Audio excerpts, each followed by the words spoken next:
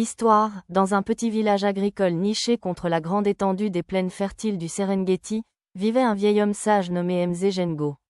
Sa sagesse était profondément enracinée dans la philosophie africaine, Ubuntu, qui signifie « Je suis, parce que tu es », mettant l'accent sur l'interconnexion de l'humanité. Un jour, les jeunes du village concoctèrent un plan pour humilier le vieux Mzee Njengo, pour enfin prouver qu'il avait tort. Les enfants s'approchèrent de lui avec un poulet serré fermement dans les mains du leader du groupe, Kofi. Mzee Njengo, commença Kofi, sa voix tremblant d'anticipation, tu es réputé comme l'homme le plus sage de ce village. Dis-nous, ce poulet dans mes mains, est-il mort ou vivant? Les enfants ricanaient entre eux, pensant avoir créé un plan infaillible. Si Mzee Njengo déclarait le poulet vivant, Kofi était prêt à l'écraser instantanément. S'il le déclarait mort, Kofi libérerait simplement le poulet effrayé mais indemne, lui permettant de s'échapper. Mais le vieil homme regarda les enfants avec un sourire serein. Les lignes profondément gravées sur son visage portaient la sagesse d'innombrables couchers de soleil observés. L'étincelle dans ses yeux, un reflet du vaste ciel tanzanien, témoignait d'une profonde compréhension de Ubuntu. Il regarda Kofi, puis dit calmement, « La réponse est dans tes mains, mon garçon. » Les enfants tombèrent silencieux, stupéfaits par la réponse. Kofi ouvrit lentement sa main, et le poulet indemne s'envola au milieu de la poussière et des rires joyeux des aînés. Ils n'avaient pas humilié Mzee Njengo.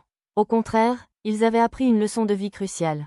Les jours se transformèrent en semaines, les semaines en mois, et la sagesse transmise ce jour-là s'ancra dans le cœur de Kofi. Il n'était plus le leader malicieux, mais un garçon qui aimait partager, se reconnectant au principe de Ubuntu. La saison de la grande migration arriva, apportant prospérité et défis ensemble. L'événement de la traversée de la rivière attira une horde de touristes, injectant de la richesse dans le village. Cependant, cela attira également des prédateurs non invités près du bétail. Les méthodes traditionnelles de garde semblaient vaines et le village était au bord de la crise. Kofi, se souvenant de la sagesse transmise par Mzee Njengo, suggéra une approche différente, rassemblons notre bétail et gardons-le ensemble. Mon bétail n'est pas simplement le mien, mais le nôtre, parce que je suis, parce que tu es. Sa solution, inspirée par Ubuntu, sauva le village d'un désastre potentiel. Les prédateurs, dépassés par les forces combinées des villageois, finirent par partir. La prospérité de la communauté suite à cet incident marqua le début d'une nouvelle ère dans le village, une ère où chacun prenait soin du bien-être de l'autre car leur bonheur était interconnecté. Des années plus tard, alors que Kofi était un vieil homme respecté, il se souvenait avec affection de l'incident avec Mzee Njengo et le poulet. Il se rappelait la sagesse transmise à travers cette simple interaction. « Je suis, parce que nous sommes », murmura Kofi pour lui-même, l'essence de Ubuntu continuant à résonner à travers les générations. Cette histoire africaine nous enseigne la force de l'unité et le pouvoir de l'interconnexion, mettant en lumière la philosophie africaine Ubuntu. Nos actions ont des répercussions. Ainsi, nous devons agir de manière à respecter le cercle de la vie, nous connectant tous parce qu'au final, je suis, parce que tu es.